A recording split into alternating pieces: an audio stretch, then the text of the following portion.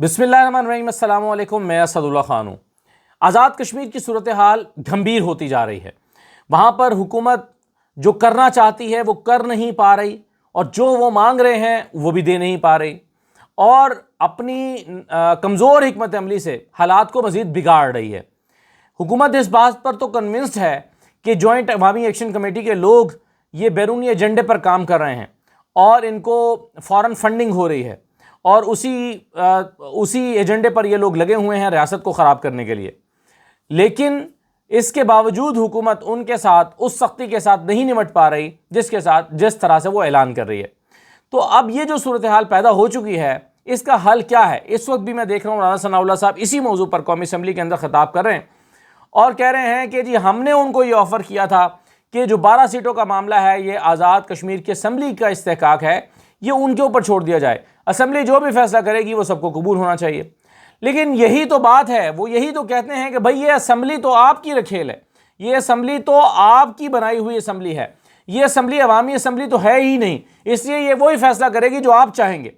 لیکن حکومت یہ کہہ رہی ہے کہ نہیں جی، اسمبلی جو فیصلہ کرے گی اس کو قبول کیا جائے۔ اسمبلی اگر کہتی ہے کہ 12 نشستیں رکھنی ہے تو ٹھیک ہے، اسمبلی فیصلہ کرتی ہے 12 نشستیں نہیں رکھنی تو ٹھیک ہے، پھر نہ رکھی جائیں۔ لیکن یہ نہیں بتاتے کہ یہ جو اسمبلی ہے یہ تو آپ کی گھڑی گھڑائی اسمبلی ہوگی، تو اس سے تو ان کی تسلی نہیں ہو رہی۔ یہاں پر آ کر ڈیڈ لاک ہوا ہے۔ پھر کہا گیا کہ جوائنٹ عوامی ایکشن کمیٹی کے لوگ اپنی پارٹی رجسٹر کروائیں، الیکشن لڑیں، اور الیکشن لڑنے کے بعد جیت جائیں، اور جیتنے کے بعد چاہے یہ 12 سیٹیں ختم کر دیں۔ لیکن حکومت یہ نہیں بتاتی کہ ان کو جیتنے کون دے گا۔ پاکستان میں جس انداز میں اب الیکشن ہو رہے ہیں، آزاد کشمیر کی 12 سیٹوں پر بھی جس طرح سے الیکشن ہوتے ہیں، اس کے بعد کیا اسمبلی کا استحقاق، اور کیا وہاں پر اسمبلی کے اراکین، اور کیا ان کی اتھارٹی، یہ ساری باتیں جو ہے وہ انڈرمائن ہو جاتی ہیں۔ اب خواجہ آصف صاحب نے جو سٹیٹمنٹ دیا تھا، انہوں نے کہا تھا کہ آزاد کشمیر میں پاکستان مخالف بیرونی ایجنڈے کا سخت جواب دینا چاہیے۔ یعنی یہ جو بیرونی ایجنڈے پر یہ جو آزاد کشمیر میں لوگ کام کر رہے ہیں، ان کو سختی سے ان کے ساتھ نمٹنا چاہیے۔ اس سے وہاں پر اور ہی ایک غصے کا ماحول پیدا ہوا خواجہ آصف کے اس بیان سے۔ خواجہ آصف صاحب کا بیان تو اپنی جگہ، لیکن جو وہاں پر ریاست میں حالات ہوئے ہیں وہ بہت ہی گھمبیر ہیں۔ مثلا بی بی سی نے آج ایک سٹوری لکھی ہے، شہزاد ملک اور نصیر چودھری صاحب کی کمبائنڈ سٹوری ہے، اور اس سٹوری کے 2-3 پیراگراف میں آپ کے سامنے بس رکھ دیتا ہوں۔ اس سٹوری میں کہا گیا ہے، ایک رہائشی ہیں، ان کا فرضی نام نوید رکھا گیا ہے تاکہ ان کی شناخت ظاہر نہ ہو، تو ان کی مناسبت سے یا ان کی طرف سے یہ سٹوری لکھی گئی ہے، یعنی ان کو بنیاد بنا کر، اس کو کیریکٹر بیس سٹوری کہتے ہیں نا۔ تو اس میں کہا گیا ہے کہ میں نے پولیس والوں کی بہت منتیں کی کہ خدا کے لیے کھانے پینے کی چیزیں گھر لے کر جانے دیں، کیونکہ میرے گھر میں نوبت اب فاقوں تک پہنچ چکی ہے، بیوی بھی حاملہ ہے۔ لیکن وہ ٹس سے مس نہ ہوئے اور کہا کہ کھانے پینے کی اشیاء اور ادویات کو اپنے ہاتھوں سے ضائع کر دو تو جانے کی اجازت ہے، ورنہ واپس چلے جاؤ۔ یعنی ایک شخص پاکستان کی طرف سے کشمیر میں انٹر ہو رہا تھا، اور اس کے پاس کھانے پینے کی اشیاء تھیں، اور پولیس والوں نے اس کو روکا۔ نوید نے پولیس والوں کی منتیں کی کہ بھائی میرے گھر میں کھانے کو کچھ نہیں ہے، میری بیوی حاملہ ہے، وہاں کھانے پینے کی ضرورت ہے، مجھے جانے دیں۔ مگر پولیس اہلکاروں نے کہا کہ کھانے پینے کی اشیاء آپ نہیں لے جا سکتے۔ اب یہ بالکل منطق سمجھ سے باہر ہے کہ پولیس اہلکار کسی شہری کو کھانے پینے کی اشیاء لے جانے سے کیوں روکیں گے؟ پولیس اہلکار تو بلکہ فیسیلیٹیٹ کریں گے، اپنے پلے سے بھی دیں گے، مینیج کریں گے، خوراک پہنچائیں گے، کہیں گے کہ جی ان کی ہڑتال ناکام بناؤ، خوراک پہنچاؤ، لوگوں کو سہولتیں دو۔ ریاست تو یہ کرے گی، لیکن ریاست یہ کیوں کرے گی کہ پولیس اہلکار ان کو روکیں گے اور کہیں گے کہ تم کھانے پینے کی اشیاء ساتھ نہیں لے جا سکتے، اس کو ضائع کرو ورنہ تم بھی نہ جاؤ، اگر جانا ہے تو اشیاء کھانے پینے کی اشیاء یہاں پر ضائع کر کے جاؤ۔ یہ وہ کیوں کریں گے؟ میری سمجھ سے باہر ہے۔ پھر وہ کہتے ہیں یہ جو الفاظ جو ابھی کہانی بتائی ہے، شہزاد ملک اور نصیر چودھری کی سٹوری میں یہ لکھا ہے کہ یہ الفاظ پاکستان کے زیر انتظام کشمیر کے رہائشی نوید کے ہیں۔ نوید کا تعلق پونچھ سیکٹر میں لائن آف کنٹرول کے پاس واقع گاؤں عباس پور سے ہے، اور وہ اپنے خاندان کے لیے راولپنڈی سے کھانے پینے کی اشیاء جیسے آٹا، چاول، چینی اور دالیں لے کر اپنے گاؤں جا رہے تھے۔ پاکستان کے زیر انتظام کشمیر میں کالعدم قرار دی گئی تنظیم جموں و کشمیر جوائنٹ عوامی ایکشن کمیٹی نے اپنے مطالبات کو پورا کروانے کے لیے ہڑتال کر رکھی ہے، جسے 2 ہفتوں سے زیادہ عرصہ گزر چکا ہے۔ ہڑتال کی وجہ سے خطے کے زیادہ تر حصوں میں کاروباری سرگرمیاں بند ہیں۔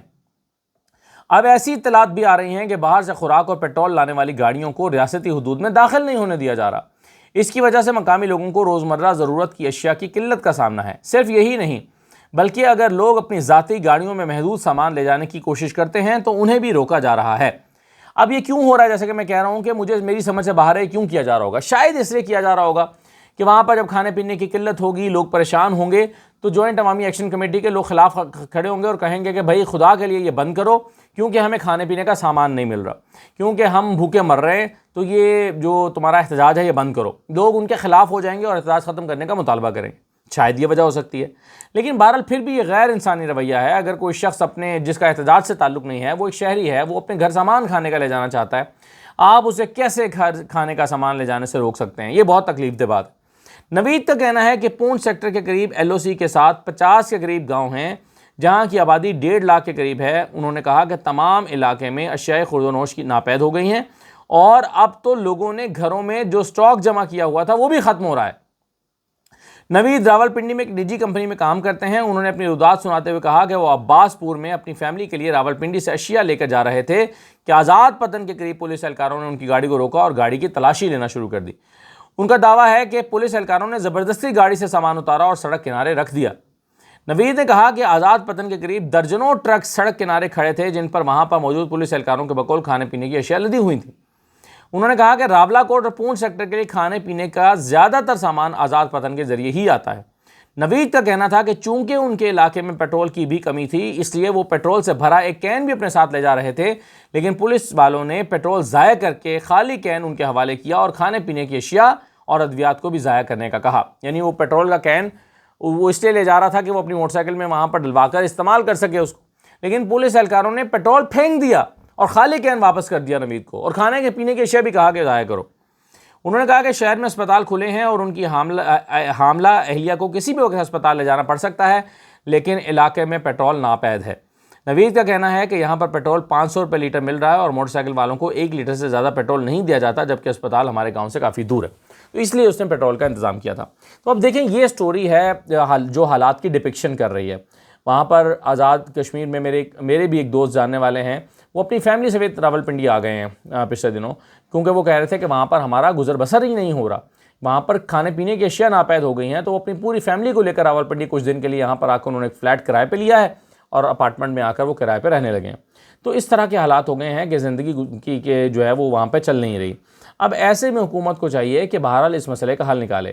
محرم بھی ہے، پھر اس کے علاوہ آئندہ دنوں میں الیکشن سر پہ کھڑے ہیں، الیکشن آنے والے ہیں، تو اگر حکومت اس کو سمجھداری کے ساتھ ڈیل نہیں کرے گی اور خواجہ آصف کی بڑکوں کے ساتھ اس کو ڈیل کیا جائے گا تو پھر یہ مسئلہ شاید حل آسانی سے نہ ہو۔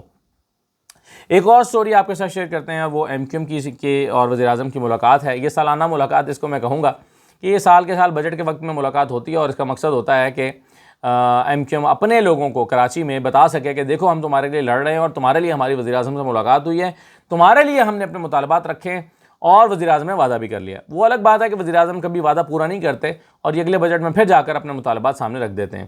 اس مرتبہ MQM پاکستان نے کیا کہا ہے؟ جو ملاقات ہوئی ہے، ذرائع بتاتے ہیں کہ اس ملاقات کے دوران 4 مطالبات رکھے MQM نے۔ ایک تو لاپتہ کارکنان کا مطالبہ، یہ ان کا دیرینہ مطالبہ ہے، ہر سال یہ رکھ دیتے ہیں اور اس کے بعد پھر حکومت کرتے رہتے ہیں، وزارتیں انجوائے کرتے رہتے ہیں، مزے کرتے رہتے ہیں، کبھی یہ نہیں کرتے کہ ہمارے لاپتہ کارکنان کے لیے ہم احتجاجاً حکومت سے مستعفی ہو رہے ہیں یا وزارتیں چھوڑ رہے ہیں یا حکومت کا اتحاد چھوڑ رہے ہیں، یہ کبھی نہیں کریں گے۔ بس سال کے ساتھ ایک ملاقات میں لاپتہ کارکنان کا معاملہ اٹھا دیں گے۔ حکومت بھی کہہ دیتی ہے ہاں چلو اچھا چیک کرتے ہیں، وہ بھی تسلی سے ہو جاتے ہیں کہ ٹھیک ہے جی کہہ دیا تھا ہم نے اور ہو گیا۔ حالانکہ ان کو سالہ سال ہو گئے اور یہ اس وقت جب یہ گینگ وار کیا کرتے تھے تب کے لاپتہ ہیں۔ کتنے ہی لوگ ایسے ہیں جن کو MQM کے لڑکوں نے لاپتہ کیا تھا، ان کا آج تک سراغ نہیں ملا۔ میں ایک مرتبہ 90 گیا، واسع جلیل صاحب اس وقت ہوا کرتے تھے، انہوں نے مجھے اپنے شہداء کی تصویریں دکھائیں، کسی کا سر کٹا ہے، کسی گولی لگی ہے، کوئی یہ جی ہمارے شہداء ہیں، ان کو پورا فریم کرا کے انہوں نے پوری گیلری بنائی ہوئی تھی۔ تو میں نے واسع جلیل صاحب سے اس وقت بھی کہا، MQM کا ڈنکا بجتا تھا اس وقت، میں نے ان سے کہا واسع جلیل صاحب سے، پرانی بات ہے یہ، میں ایز اے جرنلسٹ وہاں پر گیا تھا، تو میں نے واسع جلیل صاحب سے کہا کہ یہ وہ تصویریں ہیں جو آپ کے لوگ مارے گئے ہیں گینگ وار میں، لڑائی میں، کسی پولیس والے کے ہاتھوں، کسی دوسرے مخالف گروپ کے ہاتھوں، مگر میں نے کہا کہ ان کی تصویریں کہاں ہیں جن کے لوگ آپ کے ہاتھوں مارے گئے ہوں گے؟ وہ بھی تو ہوں گے نا کوئی ہزاروں کی تعداد میں۔ تو آپ اپنے لاپتہ کارکنان کی بات کر رہے ہیں، کرنی چاہیے، لیکن وہ جنہیں آپ نے لاپتہ کیا وہ کہاں ہیں؟ اور یہ لاپتہ کیسے ہوئے؟ ان کو ریاست نے لاپتہ کیا، یہ کسی سے لڑتے ہوئے مارے گئے کیونکہ گینگ وار عروج پہ تھی، بھتہ خوری عروج پہ تھی، کیا کچھ ہو رہا تھا کراچی میں. اور آپ ہر سال وزیر اعظم سے ملتے ہیں اور کہتے ہیں کہ جی ہمارے لاپتہ کارکنان کہاں ہیں. یہ صرف آپ لاپتہ کارکنان کی فیملیز کو تسلی دینے کے لیے آپ کرتے ہیں. آپ کو بھی پتہ ہے کہ اس پر ریاست کا کیا جواب ہوگا، اور آپ خاموشی سے آ کر پھر دوبارہ سے وزارتیں انجوائے کرنے لگ جاتے ہیں. پھر انہوں نے کہا کہ دوسرا ان کا مطالبہ تھا شہری علاقوں کے لیے علیحدہ ترقیاتی پیکج دیا جائے، یعنی ہمیں بھی کچھ کھانے پینے کو دو بھائی، ہم بھی اپنے لوگوں کے کو اپنی پارٹی کو بھی چلا سکیں، اپنے کارکنوں کو بھی چلا سکیں، ہم اپنا جو ہے وہ کچھ ترقیاتی کام بھی لوگوں کو دکھا سکیں، ہمیں علیحدہ سے پیکیج دیں. یعنی سندھ حکومت کے ذریعے نہیں، ہمیں علیحدہ پیکیج دیں.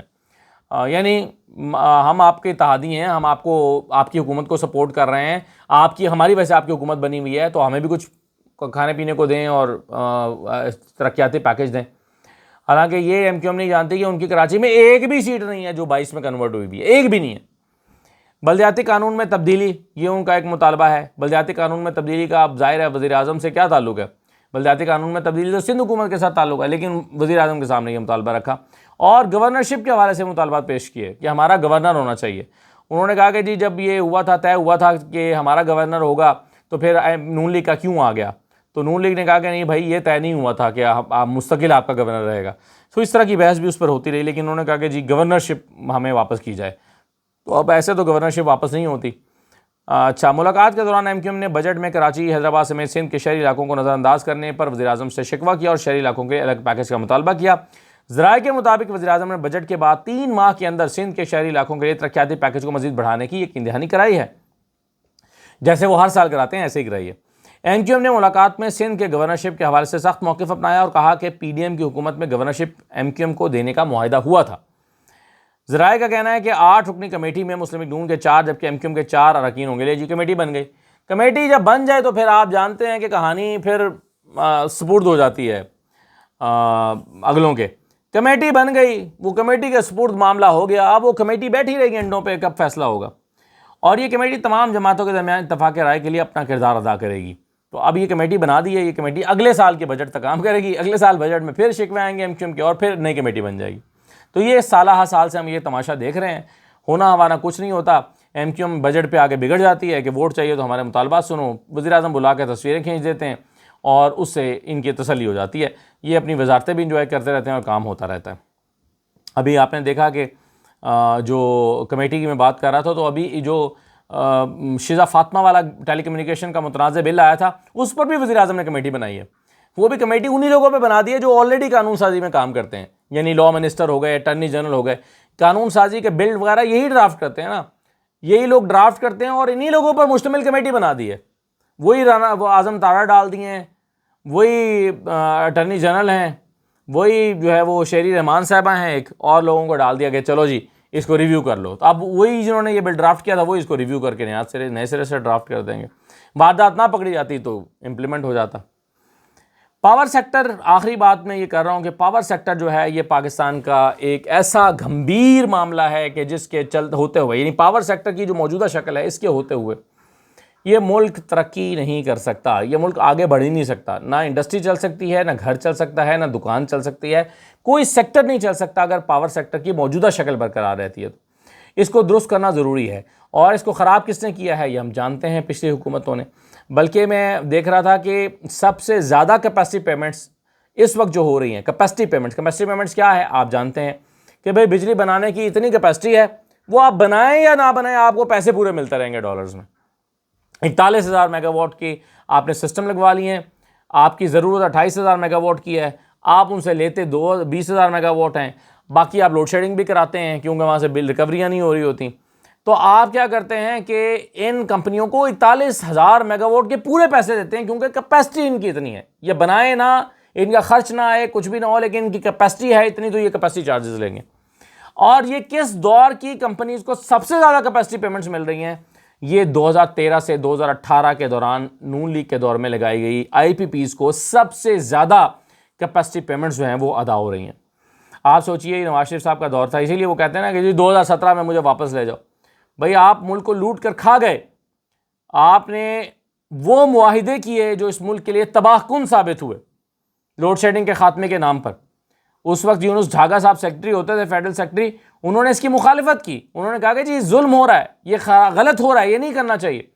انہوں نے مخالفت کی اور ان کو 24 گھنٹے کے اندر اندر ان کے عہدے سے ہٹا دیا گیا. تو یہ اس ملک کے ساتھ کیا گیا ہے کہ بھائی یہ کون ہے آدمی جو ہمارے کاروبار کے راستے میں رکاوٹ ڈال رہا ہے. تو یہ آئی پی پیز کے ساتھ یہ تباہ کن معاہدے کیوں کیے گئے؟ عقل نہیں تھی اس وقت، سمجھ نہیں تھی کہ بھائی جتنی بجلی چاہیے اتنے معاہدے کریں. کیوں ہی 41,000 میگا واٹ کے معاہدے کر لیے؟ سمجھ نہیں تھی کہ ان کو جتنی بجلی ہم لیں گے اتنی پیمنٹ کر کے معاہدے کریں، نہ کہ یہ معاہدے کر لیں کہ بھائی جتنے تم انسٹالڈ کیپیسٹی ہوگی اتنے پیسے تمہیں دیا کریں گے. یہ میلا فائڈی ہے، یہ لوگوں کو نوازنے کی بات تھی. یہ آج ثابت ہو چکا ہے، یہ جرم ہے. اور کون منسٹر تھا اس وقت انرجی کا؟ گیس کیجئے، گیس کیجئے کہ اس وقت انرجی کا منسٹر کون تھا 2013 سے 18 کے درمیان؟